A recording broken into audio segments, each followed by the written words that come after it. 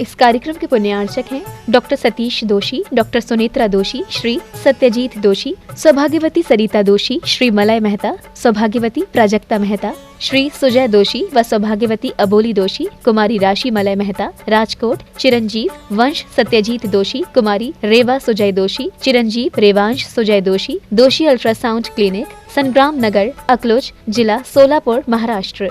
श्री विपिन जैन, श्रीमती बरखा जैन, पुत्र Atishay Jain, Utsav Jain. Firm AS Enterprises deals in sodium silicate, pasting gum, starch powder, binding cloth, stitching wire, caustic powder, etc. F39 Sector 4, DSI DC Bawana, industrial area, Delhi. Sarauli जिला टोंक, राजस्थान निवासी, Goregaon, east Mumbai, प्रवासी स्वर्गीय श्री मोहन लाल जी सोनी, स्वर्गीय श्रीमती मोहनबाई जैन के सुपुत्र, पुत्र वधू श्री पदम जी, श्रीमती शशि जैन, पौत्र पौत्र वधू श्री अभिनव जी, श्रीमती सलोनी जैन, श्री अपूर्व जैन, श्रीमती अनुश्री जैन, पड़पौत्र चिरंजीव अक्षर अभिनव जैन, अनहत अपूर्व जैन एवं समस्त जैन सोनी परिवार। स्वामी कहते हैं लिंग को छोड़ो, भेष को छोड़ो, कोई भी भेष, ना दिगंबर ना श्वेतांबर, ना क्षुल्लक ना एलक, ना ब्रह्मचारी, ना अगर कोई भेद, ऐसा भेद जो किसी भेष में नहीं आता, वो भेष उन्होंने धारण किया। क्योंकि उनको अरे कोई यदि भेष, कोई भेष है, भेष के कारण से कोई पद माना जाए, वो मुझे छोड़ना है। तो उन्होंने क्षुल्लक का रूप धारण नहीं किया, एलक का भी नहीं किया, मुनि का भी नहीं किया, श्रावक का भी नहीं किया, एक टावल लपेट लिया बस। अब टावल किसका भेष है? किसी का नहीं। और नीचे तक करते तो बात अलग थी, नहीं, इतने थोड़ी सी टावल लपेटी। उनकी धारणा बन गई इन गाथाओं से कि बाह्य लिंग, बाह्य भेष जो है, इसको छोड़ना है। मत और लिंग उनको मोक्ष मार्ग में जब तक ये मानते रहोगे। उन्होंने 130 गाथाएं लिखी हैं, 130 या 23 गाथाएं उनका है, बस उतने लिखा है उन्होंने। उसमें ये सारा वर्णन इन्हीं का लिखा। जो अपने आप को मुनि भेष धारण करे, क्षुल्लक धारण करे, ग्रस्त धारण करे, वो कभी मुक्ति को प्राप्त नहीं हो सकता, ऐसा उनकी धारणा है। रायचंद जी मिथ्या दृष्टि थे, सम्यक दृष्टि में नहीं आते वो, क्योंकि उन्हें जैन धर्म का सिद्धांत ही नहीं था। वो दिगंबर श्वेतांबर दोनों में कहते थे दोनों एक ही हैं। उन्होंने जहाँ भी अपने मंदिर बनवाए, दोनों मूर्तियाँ हैं। इधर दिगंबर था, आकाश में जाके देखो। मैं गया था इसी को देखने के लिए, मैं गया था कि चलो देखो तो सही, इनके संबंध बहुत सुना है।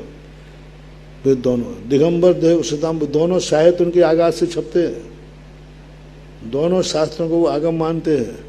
वो कहते वस्त्र पहनो या न पहनो, ये मोक्ष मार्ग नहीं है। अब देखो, अब ये यदि ऐसी बात है मिथ्या, देखो इन गाथाओं से इतना बड़ा मिथ्या, इतना बड़ा आनंद हो गया। अब ये वो नहीं समझ पाए। एक वे कुंद स्वामी अष्टपहाड़ में क्या कहते हैं? नबी सिज्जदी बत्थ धरो, जहाँ भी होई तिथैरो, नग्गो विमुख मग्गो शेषा उम्मग्या। अब बताओ, एक ही आचार्य कह रहे तीर्थंकर भी क्यों ना हो, वस्त्रधारी को मोक्ष नहीं। और नग्गो विमुख मग्गो, नग्नता ही मोक्ष मार्ग है, इसके विपरीत सब उन्मार्ग है। अब ये गाथा भी कुंद स्वामी की थी, लेकिन नहीं समझ पाए वे। कैसी बात है।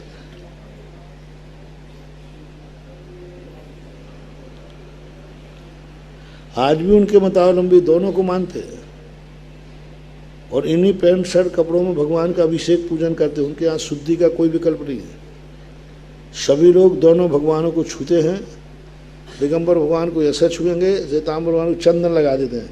क्या कह रहे थे? बस चंदन लगाते जाएंगे, यही उनकी पूजा है।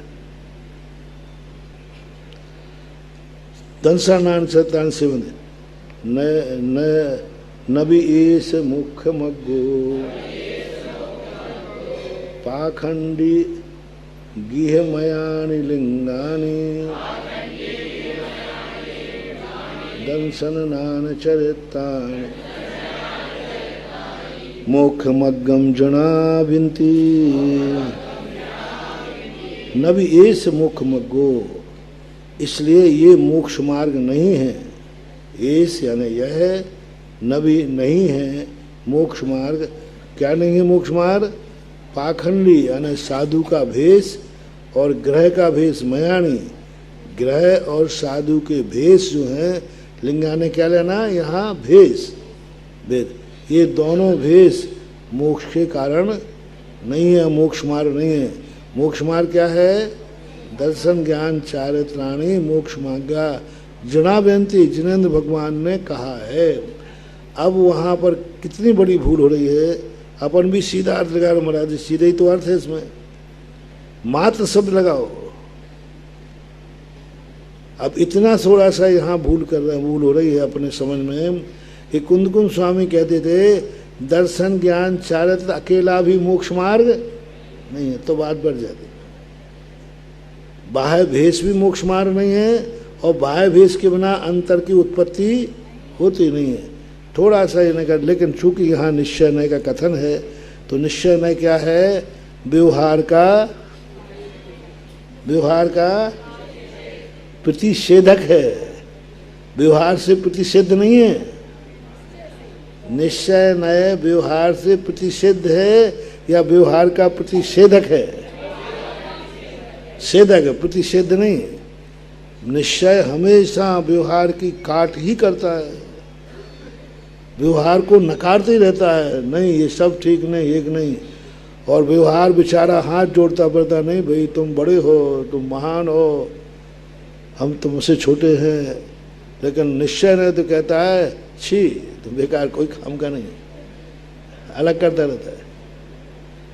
इसलिए कुंदकुंद स्वामी ने कितनी बड़ी कहा, व्यवहार निश्चय हमेशा व्यवहार का प्रतिरोध ही करेगा, कभी उसको ये भी नहीं कहता निश्चय नहीं, कारण की अपेक्षा व्यवहार हमारा उपकारी है, क्योंकि इस व्यक्ति को बोल रहे नहीं व्यवहार है ही नहीं, असध्यार्थ है, अभूतार्थ है, ग्रहण करने योग्य नहीं है, छोड़ने योग्य है।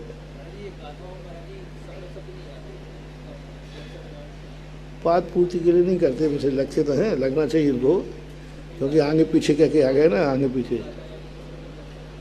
हाँ, दर्शन नाम चरित्र का प्रयोग कर रहे, सम्यक शब्द का प्रयोग नहीं कर रहे, क्योंकि वो सम्यक पहले कह के आ गए कि समीचीन धर्म जो है वह है।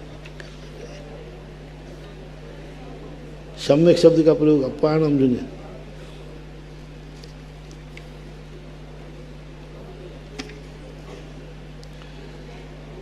जम्मा जिहेतु लिंगे सागार नगारे ही वागहिदे दंसन चार चर दंसन नान चरिते अपाणम जुंजमोक पहे।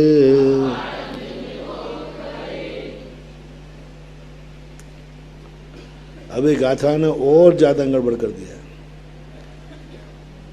जम्मा जहितु, जहितु यानी छोड़ो, लिंगे कौन क्या छोड़े? सागार अनगार गहिदे, जो तुमने ग्रहण कर रखे हैं।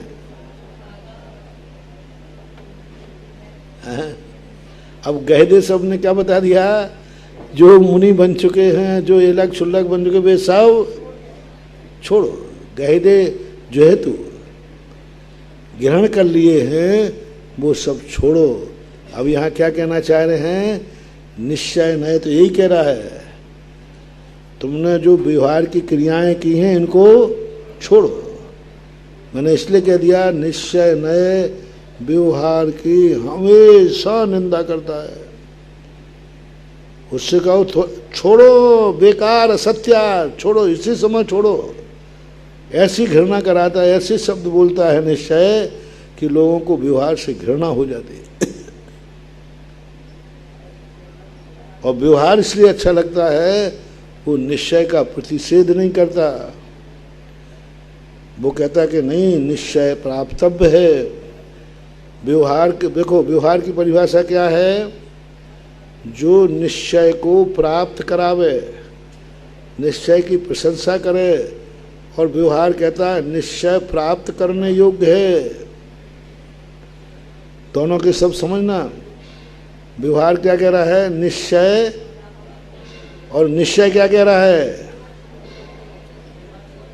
बोलो।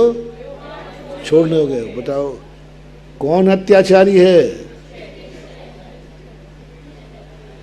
व्यवहार तो कम से कम निश्चय कह रहा है, नहीं वो प्राप्त है।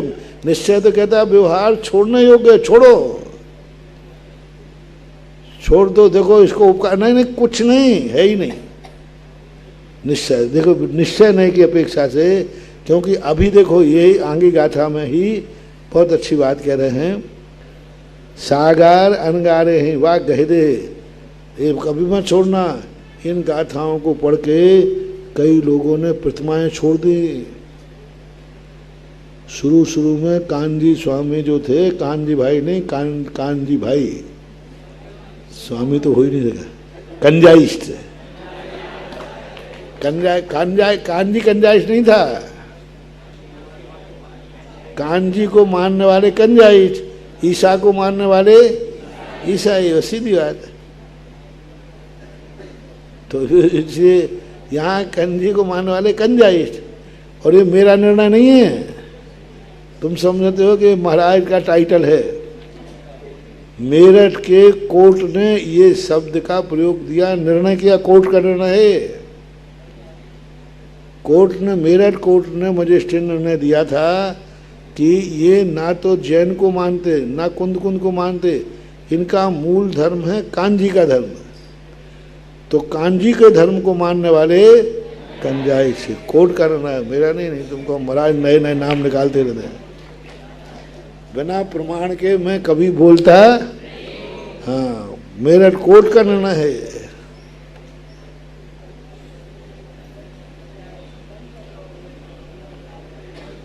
तम्मा जय, इसलिए अपानम दर्शन, अपानम जुंज मुख भये, इससे दर्शन ज्ञान चारित्र में आत्मा को जुंज, यानी क्या कहा? मुख भये, मोक्ष पद में दर्शन नान चरित्र को साथ आत्मा को किस में लगाओ? मोक्ष में।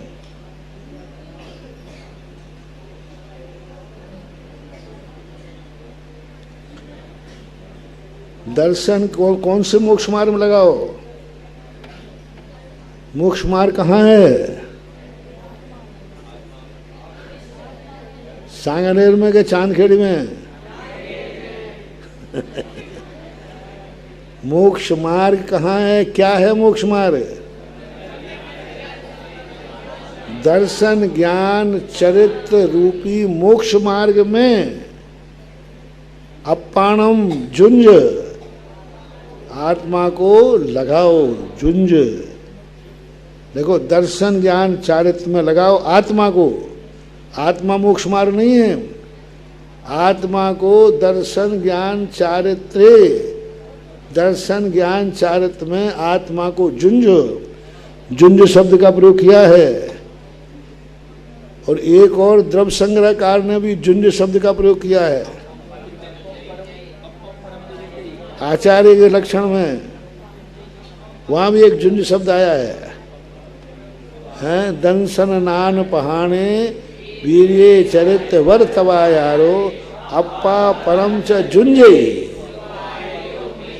हाँ, वहां भी जुंजई शब्द का प्रयोग किया है, जुंजे यानी अप्पा परम जुंजई, जो आत्म और पर में जुंजई यानी लगे हुए हैं अपने कल्याण में। और यहाँ भी क्या है? आत्मा को दर्शन ज्ञान चारित्र रूपी मोक्ष मार्ग में जुंजाने लगाओ, प्रवेश कराओ। ऐसा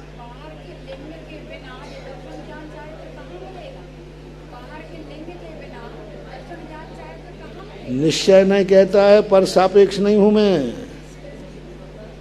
निश्चय नय साधन को स्वीकार नहीं करता। निश्चय नय में आधार आधे का कोई भेद नहीं है।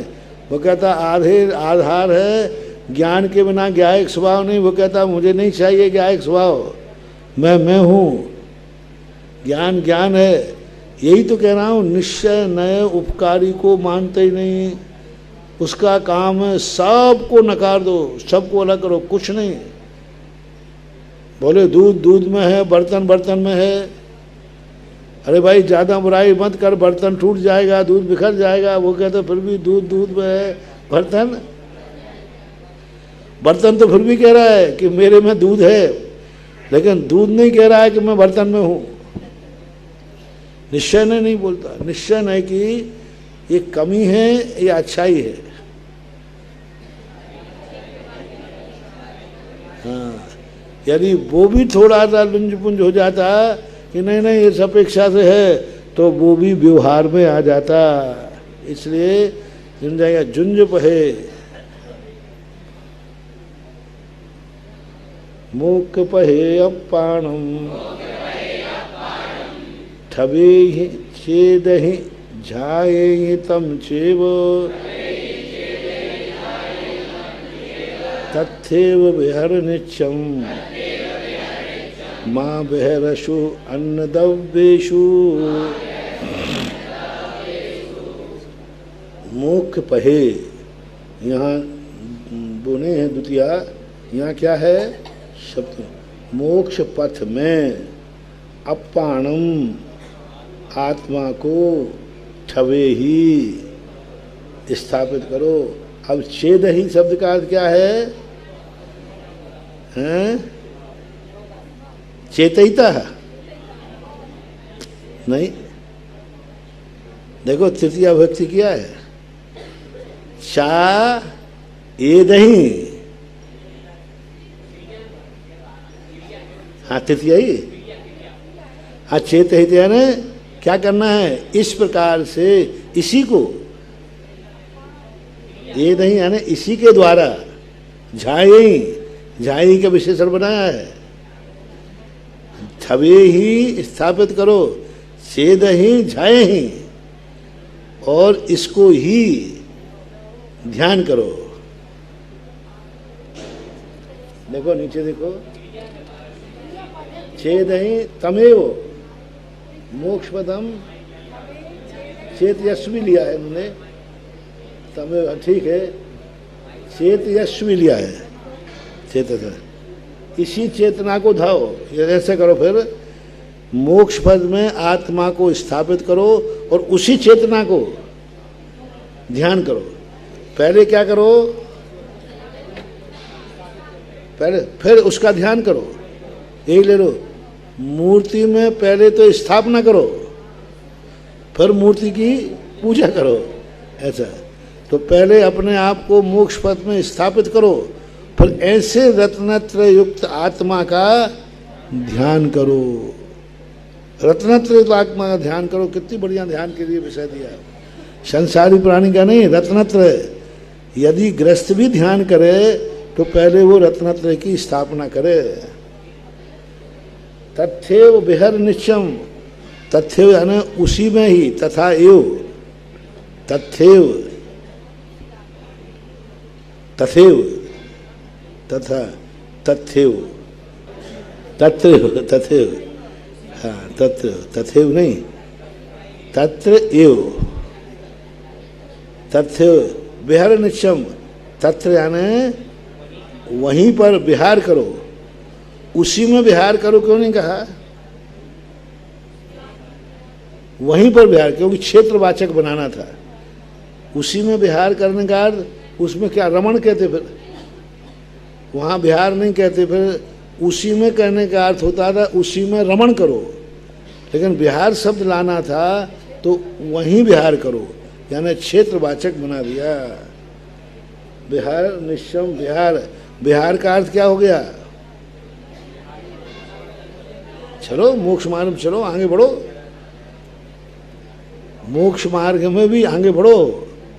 दीक्षा ले ली नहीं, अब विशुद्धि बढ़ाओ, योग बढ़ाओ, गुप्ति बढ़ाओ। विहर शब्द क्यों किया? रमण शब्द का प्रयोग कर देते।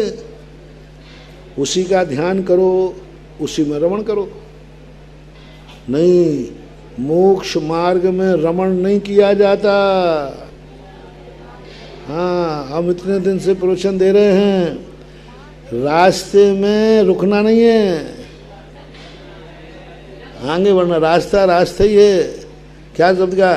रमण शब्द का प्रयोग कर सकते थे, सम्यक दर्शन ज्ञान चारित्र में रमण करो, नहीं उसका ध्यान करो, विहार करो। विहार यानी आगे बढ़ो, क्योंकि रास्ता रुकने के लिए नहीं है, रास्ता चलने के लिए है।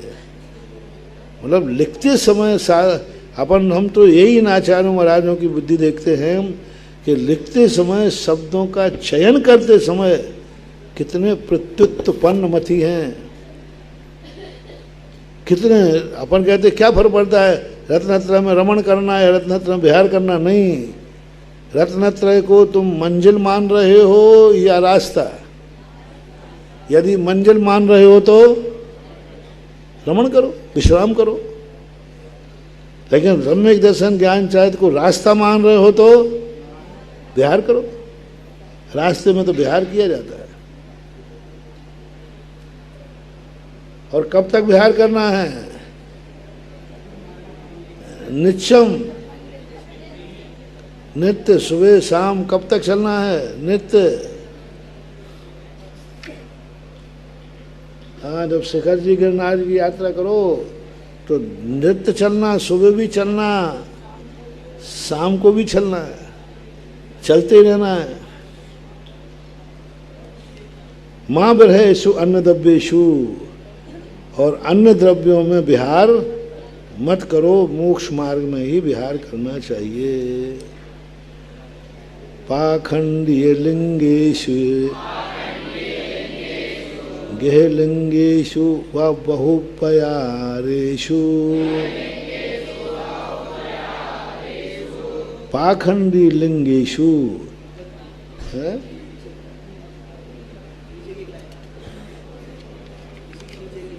कुब्बन्ते जिभमन्ते तेहिं ननादं समय सारम। जो पाखंडी बाहरी भेषों को और गेहलिंग, अब ये समझ में नहीं आ रहा है कि हर गाथा में ये बाहर गृह लिंग जरूर ले रहे। पाखंडी लिंग तो समझ में आता है, लेकिन बार बार ग्रह को भी ले रहे हैं। तो ये ग्रह का अर्थ ले रहे हैं क्योंकि इनके सामने वो मतों का प्रचार है जो गृहस्थ से मुक्ति मानते हैं। जैन धर्म को और बौद्ध धर्म को छोड़ करके सभी धर्म गृहस्थ से मुक्ति मानते हैं, साधु से भी मानते हैं। लेकिन गृहस्थ से सभी दर्शन, मात्र 2 दर्शन छोड़ करके सभी दर्शनों में गृहस्थ से मुक्ति होती है। चाहे कोई भी धर्म हो। 3 दुनिया में आज वर्तमान में 11 मजहब हैं। 11 में से 9 तो मानते हैं, बौद्ध और जैन 1-2 मजहब अलग है, और बाकी सब मानते हैं। बौद्ध श्रवण से, बिना श्रवण के मोक्ष नहीं।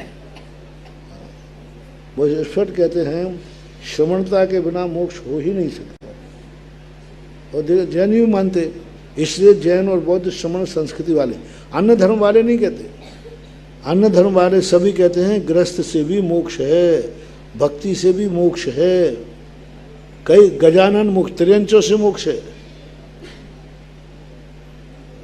गजानन की मुक्ति हुई, बरहाई की मुक्ति हुई, कुत्ते की मुक्ति हुई, इनके सब के मुक्ति के द्वार खुले।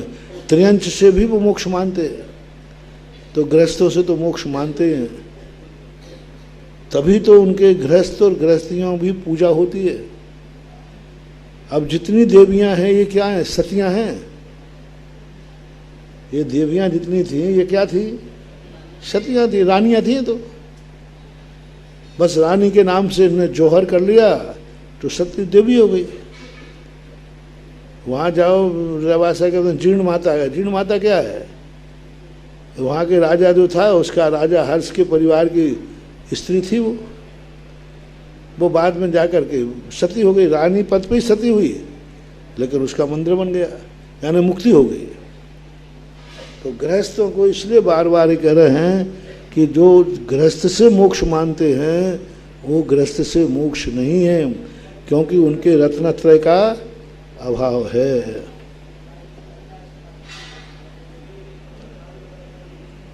इसलिए इन भेषों से जो ममत्व करते हैं, कुब्बन्ति जे ममत्वम, ते ही न नादम समय सारम, इसी मात्र भेषों को ही जो मुख्य मानते हैं, भेष ही मोक्ष मार्ग है, ऐसा ममत्व भाव जिनके हैं वे समय सार के ज्ञाता नहीं हैं।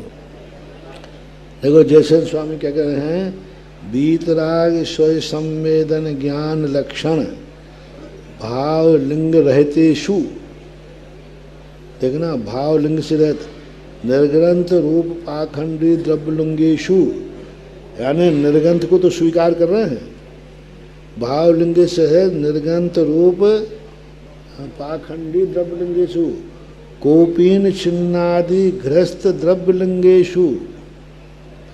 अब यहाँ पर देखो कोपीन चिन्ह, अब कोपीन चिन्ह गृहस्थ का लिंग नहीं है,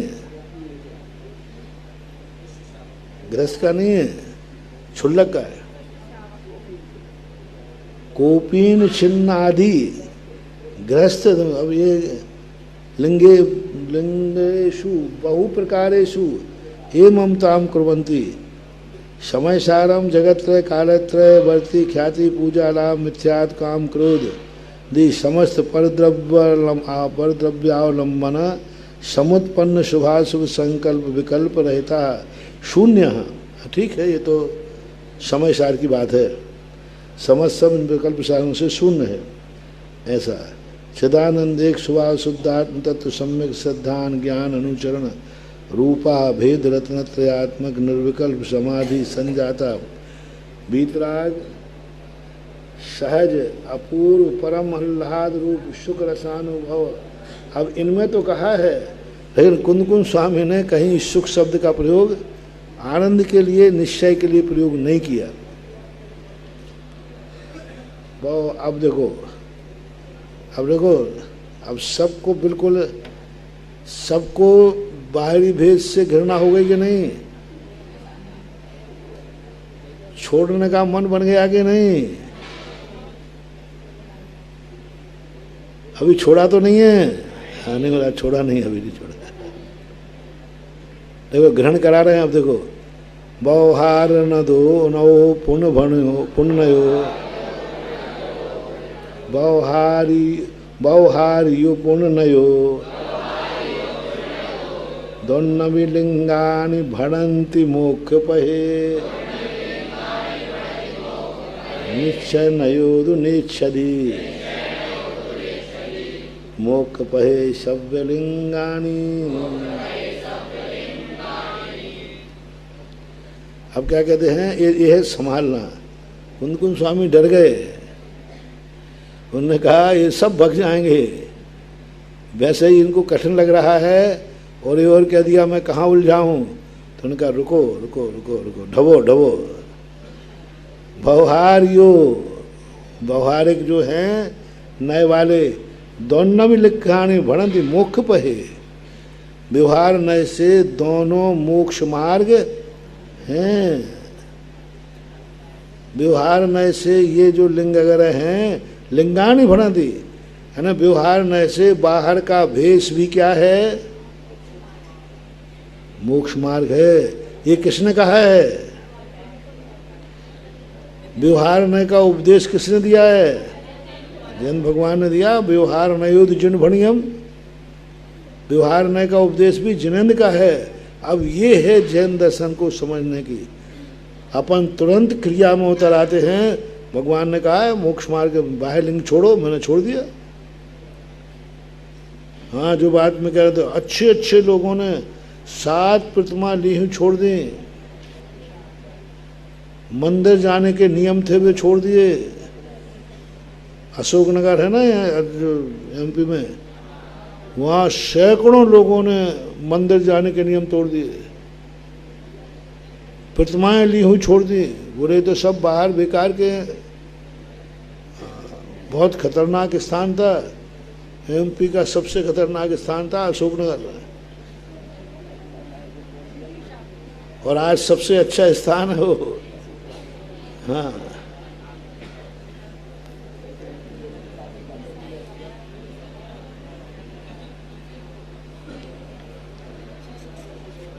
व्यवहार न तो पूर्ण हो, व्यवहार के द्वारा व्यवहार।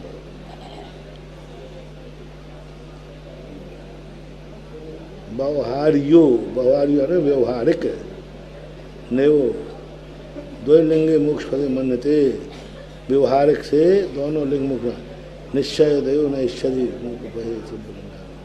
लेकिन मोक्ष मार्ग निश्चय न क्या कह रहा है, देखो वही बात, निश्चय न इच्छति मोक्ष पहे सब लिंगाणी, निश्चय न समस्त प्रकार के भेषों को मोक्ष मार्ग नहीं मानता। उससे कहो कि व्यवहार न तो मान रहा है, मैं नहीं मानूंगा, वो माने तो माने, मैं इस बात को नहीं मानता हूँ। अभी भी कह रहा है, जब व्यवहार ने स्वीकार कर लिया कि भाई देखो दोनों प्रकार के लिंग जो हैं, गृहस्थ लिंग और मुनि लिंग व्यवहार से मोक्ष मार्ग हैं, तो भी निश्चय न क्या कह रहा है, व्यवहार माने तो माने, मैं तो मानने वाला नहीं हूँ। निश्चय न हटी है निश्चय ननेच्छति मोक्ष पहे सब लिंगाणी, निश्चय नहीं, मोक्ष सर्वलिंगाणी, सर्वलिंग को प्राप्त नहीं कर सकता। अब ये पचाना बहुत कठिन बात है, बहुत ही कठिन है। निश्चय न कहता मैं किसी प्रकार से बाह्य क्रियाओं को नहीं मानता हूँ,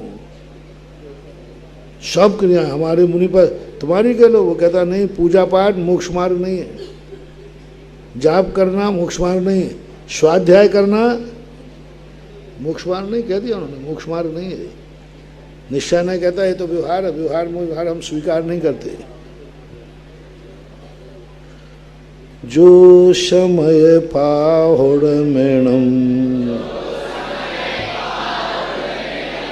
पडिदूण अर्थ तच्च दो नादुम अर्थ ठायदि छेदा सोपावधि उत्तमं सौखम परमानंद को प्राप्त करने वाली अंतिम गाथा।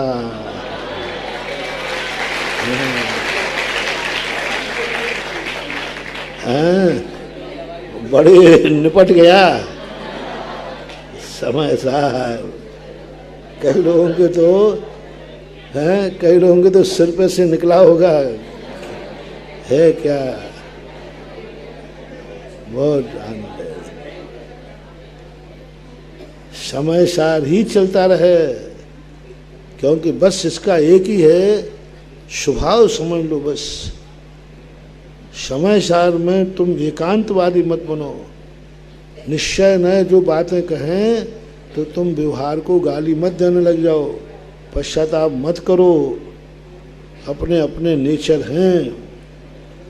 ऊपर पहुंचने के बाद, जैसे मान लीजिए मुनि बनने के बाद तुम अभिषेक नहीं कर सकते, इसका अर्थ ये तो नहीं हुआ कि अभी तक किया सो गलती की। अभी कहा भाई मैं अभिषेक कर सकता हूं, नहीं कर सकते। अभिषेक करोगे तो तुम मुनि पद पे नहीं रहोगे, तो फिर मैंने अभी तक किया है सो उसका निषेध हो गया क्या? नहीं है। निश्चय नय का अर्थ ये नहीं है कि व्यवहार की क्रियाओं का व्यवहार से निषेध कर ले। वो कह रहा मेरे डिपार्टमेंट में ये वर्णन नहीं मिलेगा, मेरे कोर्स में नहीं है, व्यवहार के में है तो हम क्या करें इसको। मुझे व्यवहार के कोर्स से कोई मतलब नहीं। दोनों नयों की स्थिति बड़ी विचित्र है। इसमें निश्चय नय तो वो नय है जो अपने तरफ घाट भी नहीं बनने देता। वो कहता मेरा काम तो मात्र नदी को बहाना है। व्यवहार के मार्ग पर तो घाट भी होते हैं, सीढ़ियां बनी हुई होती हैं, लेकिन निश्चय नय के उस पर तो कुछ नहीं बना है। वो कहता मेरा काम तो नदी बहाना है, बस इससे आगे कुछ नहीं। तो निश्चय नय की परिणति को भी जानो और इसके स्वभाव को जानो। यदि निश्चय नय भी थोड़ा बहुत छूट दे देगा तो वस्तु तत्व की व्यवस्था बिगड़ जाएगी, क्योंकि अपन लोग व्यवहार पालन करने में बहुत निपुण हैं, बहुत निपुण। पूजा एक की दो करा लो, हैं, माला एक की दो फिरा लो, लेकिन हम बिना माला के एकाग्रचित 1 मिनट नहीं बैठ सकते। हैं, आज भी तो मैं बैठा हूं तुम्हारे सामने ना, अब कल तुम लोग ऐसे ही आकर के और ऐसे ही शांत बैठना जैसे मेरे सामने बैठे हो, वो भी 2:30 बजे से 4 बजे तक। मैं नहीं रहूंगा यहाँ।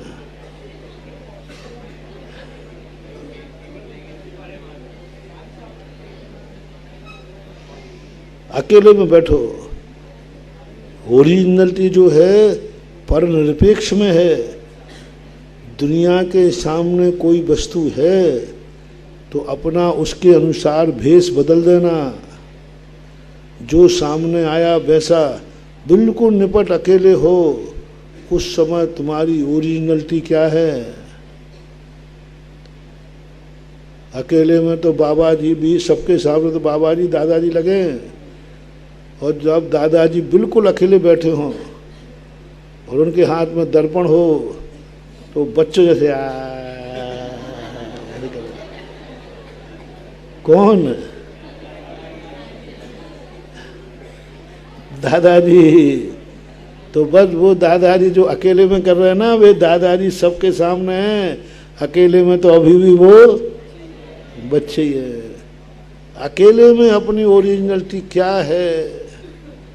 अकेले में माला फिरे, जंगल में जाकर के ध्यान करें, सबके सामने बैठ जाएं और माला फेरने में जहाँ भीड़ हो वहाँ देखो कितनी अच्छी माला फिरती है,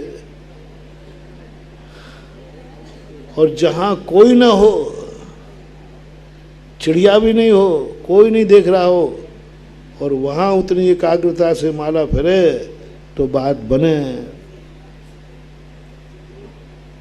दुनिया के सामने तो अपन बैठ जाएंगे, कोई क्या कहेगा, देखो ये माला फिर रहा है कि इधर उधर देख रहा है, महाराज जी देख रहे हैं, अब देख लेते धीरे से, जैसे वो इधर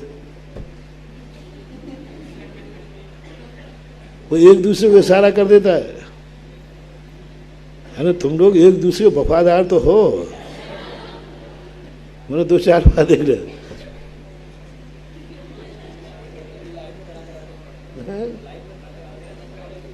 हाँ, लाइव में तो आ जाता है, वो इशारा कर रहा था, लेकिन नहीं, एकांत में हमारा वस्तु स्वरूप क्या है?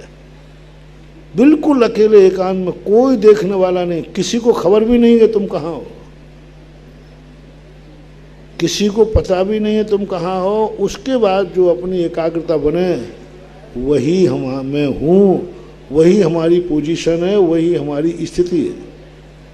सामने निमित्त को देख करके जो हमारे परिणाम होते हैं वे नैमित्तिक परिणाम हैं, नैमित्तिक परिणाम है। हमारा परिणाम पर निरपेक्ष परिणाम क्या है? पर सापेक्ष नहीं, नैमित्तिक परिणाम क्या है? यदि तुम्हें कोई भी चीज यदि अच्छी लगती है तो उसे बार बार ग्रहण करने का भाव आता है। अच्छी चीज, तुम्हारी रुचि की चीज क्या है? जिस वस्तु को बार बार ग्रहण करने का भाव आवे वो अच्छी चीज लगे।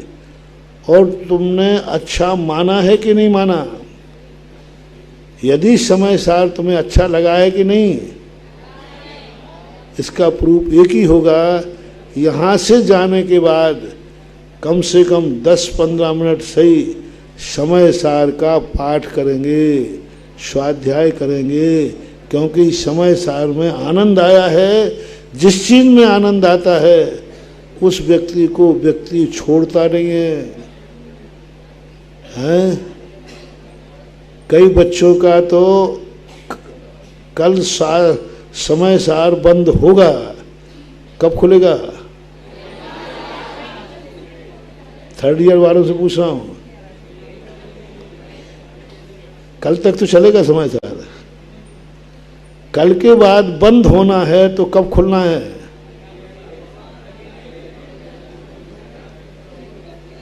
जिंदगी में दोबारा नहीं खुलना है। काय को खुलना, बताओ मुझे, काय को खुलना? अगले साल आपके पास आना नहीं, और हमें अलग से पढ़ना नहीं। यदि पढ़ा होता तो पिछली साल पढ़ा हुआ याद है कि नहीं? हिस्ट्री ज्योग्राफी बेवफा, रात भर रटा दिन में सफा।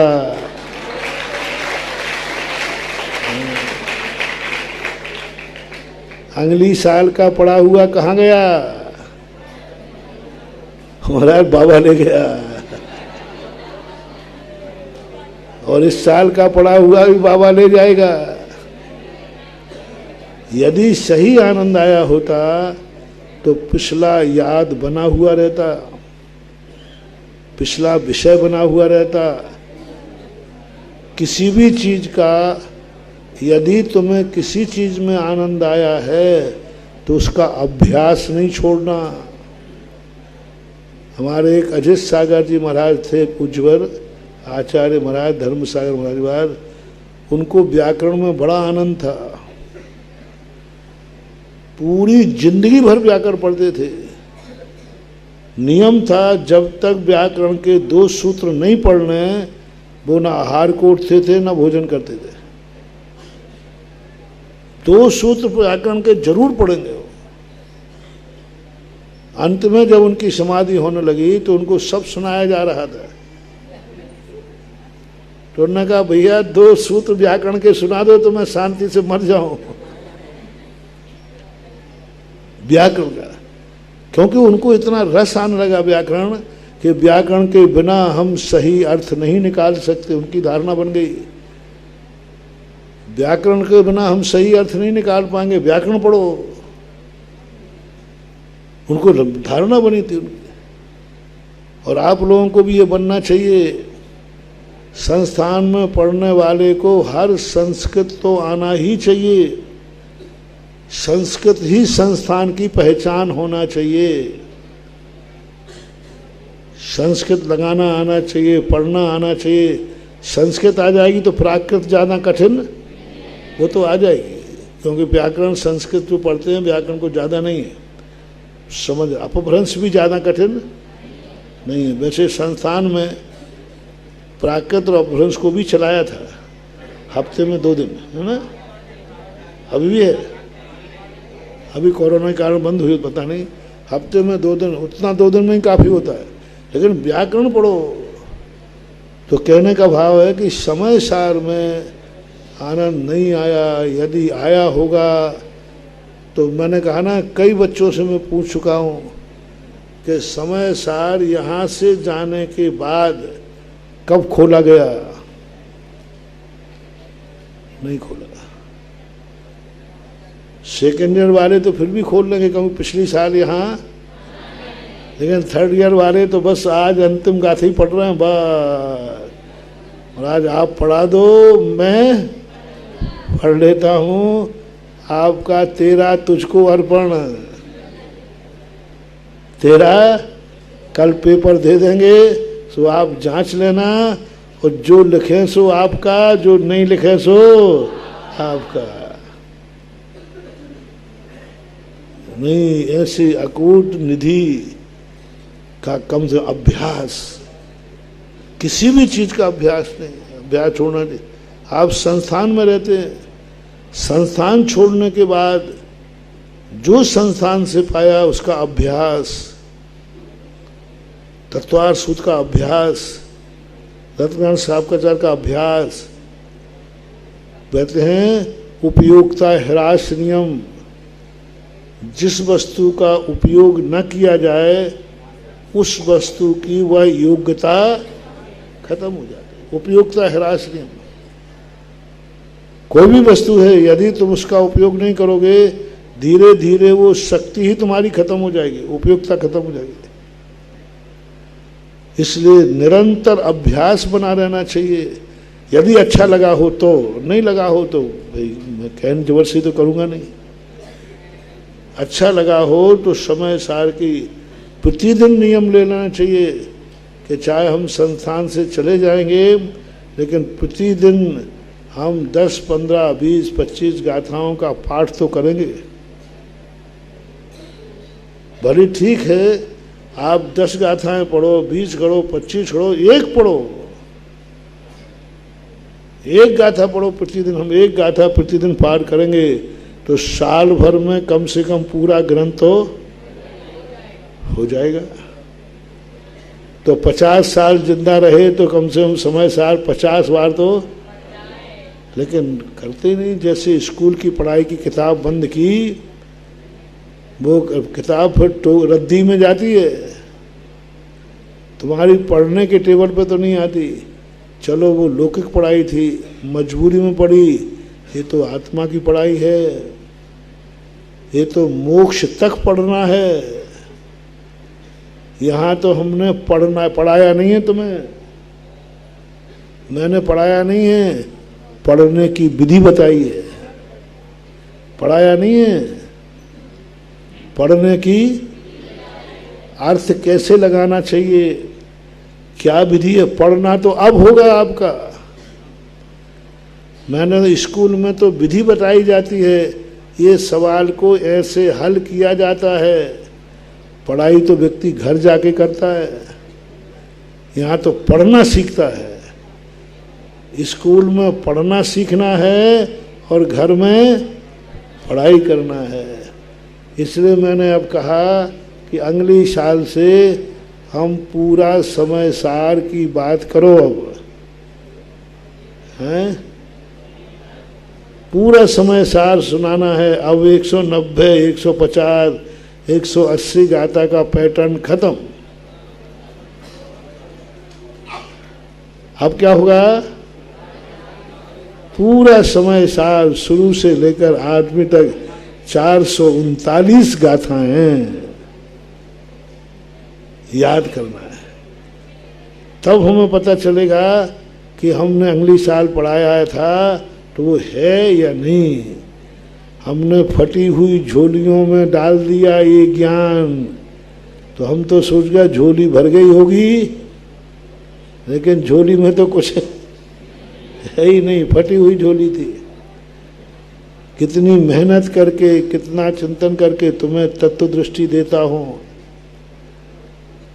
चाहूँ तो मैं 15 मिनट 20 मिनट में जितना विषय है ना पढ़ा दूंगा। गाथा पढ़ के अर्थ तो लगाना है, शब्द अर्थ लगा दो बस।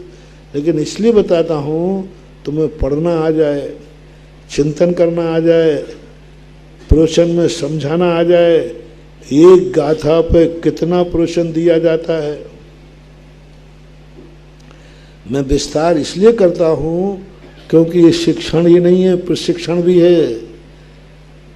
एक प्रवचन में 20 गाथाएं बोल दो, 1 मिनट नहीं हुआ दूसरी गाथा, 2 मिनट दूसरी नहीं, एक गाथा में पूरा प्रवचन। एक गाथा में 20 गाथा, एक प्रवचन 20 गाथाएं नहीं। हाँ, ये रट्टू तोता कहलाते हैं। एक गाथा नहीं, एक गाथा के एक शब्द पर, एक शब्द के ऊपर तुम बोलते जाओ बोलते जाओ। बोले अभी गाथा पूरी नहीं हुई, कल फिर बताएंगे। हाँ, वो है चिंतन, वो है। इसलिए मैं तुम्हें विस्तार से करके अलग से समझाता हूँ कि तुम इन पर प्रवचन करना भी सीखो। गाथाओं को कैसे विस्तृत किया जाता है, गाथाओं का स्वरूप कैसे लिया जाता है। प्रवचन में सबसे पहली कला होती है कि जिस संबंध में लोग जिज्ञासु हैं, सभा की जिज्ञासा समझो। यहाँ के लोग क्या समझना चाहते हैं, एक। दूसरा, यहाँ के लोग क्या नहीं जानते हैं, किसके संबंध में यहाँ के लोग भटके हुए हैं, इन लोगों की जिज्ञासा क्या है। दूसरा, अपनी तरफ से एक ऐसा प्रश्न खड़ा करो जिसमें लोगों को जिज्ञासा हो जाए। ये तो मैं नया सुन रहा हूं। ऐसा नया शब्द प्रयोग करो जिससे लोग, अरे ये शब्द तो मैंने नया सुना। या तो उनकी जिज्ञासा का समाधान हो या तुम जिज्ञासा पैदा करो। क्या समझे? या तो उनकी जिज्ञासा तुम समझ लो कि ये क्या समझना, और या फिर तुम ऐसा कुछ कहो जो तुम समझाना चाहते हो, उसको वो समझने को तैयार हो जाए।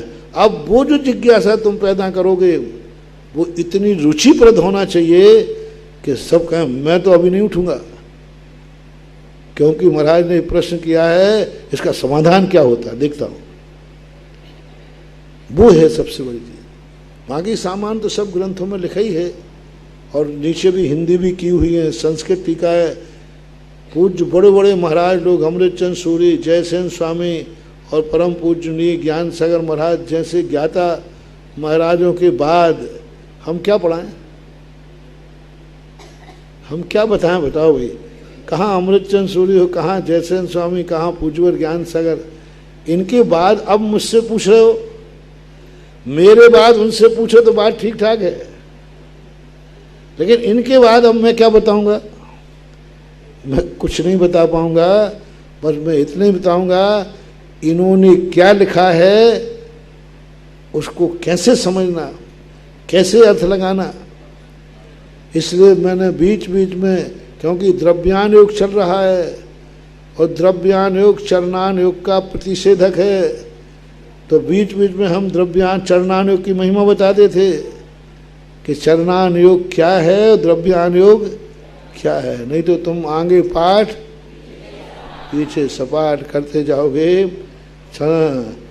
समय पाहुड़ मैडम, जो समय पाहुड़ है ना, समय प्राभित हिणम यह है, परिधूण पढ़ करके क्या करे, अर्थ तत्व दो नादो, अर्थ और तत्व को ज्ञात करके अर्थ तत्व में नहीं ठहरना है।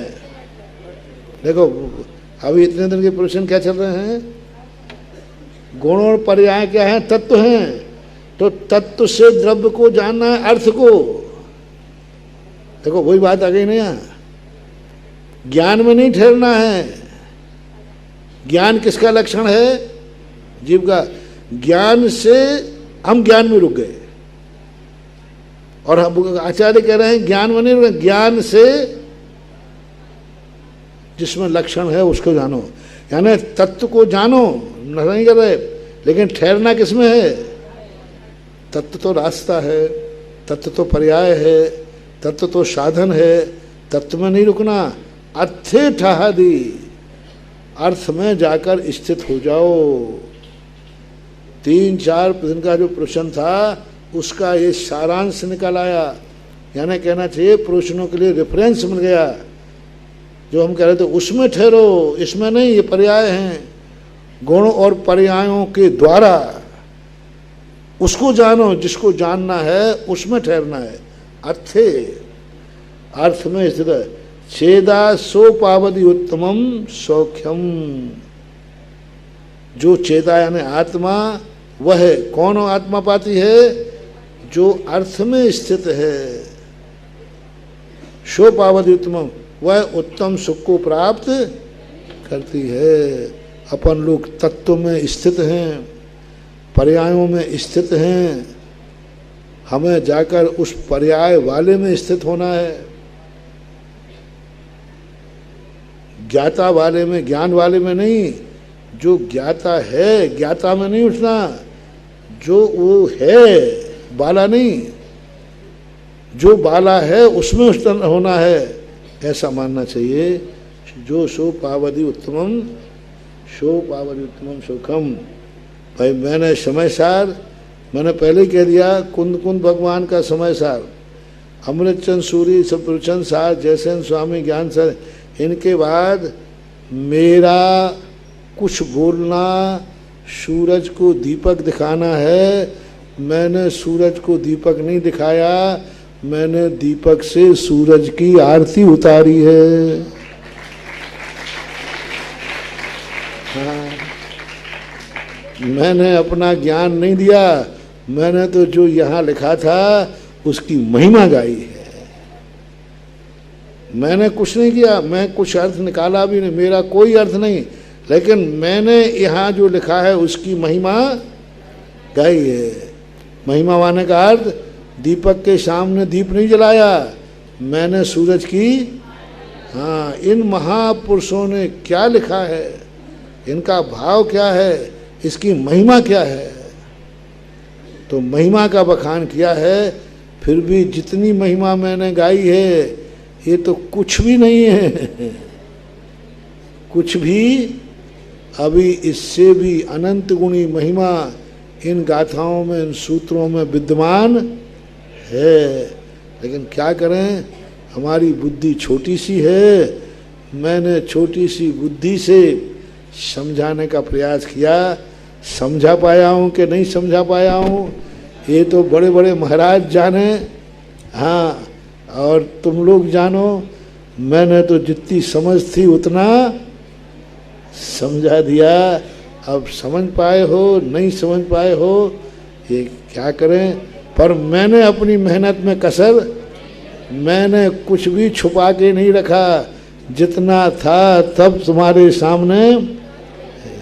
अब कुछ रह गया, अभी रह गया है, अभी रह गया, लेकिन वो मैं बता ही नहीं सकता, क्योंकि उसके लिए कोई शब्द नहीं है।